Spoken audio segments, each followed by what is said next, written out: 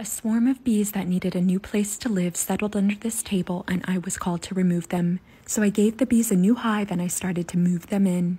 When these bees left their old hive, they took their queen and as much food as their stomachs could hold, but they left everything else behind. That meant that there was no honeycomb, food, or baby bees here, and I could just scoop these bees up with my hands. These bees were very gentle, mostly because they didn't have a hive to protect, but they should have had a queen.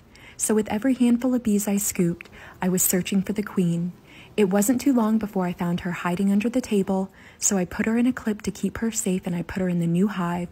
I needed to get all of the bees into the new hive as quickly as possible so they wouldn't try to swarm again. So I just kept scooping handful after handful of bees into the hive. But there were still a lot of bees on the picnic table who didn't seem to know where to go.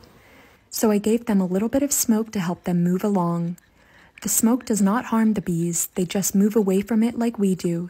So I used my smoker to herd the colony into the new hive. Then all of a sudden, some of the bees started to recognize the hive as their new home. They began sending signals to the other bees to tell them where to go. And all of the bees started to march down the leg of the table and into the new hive.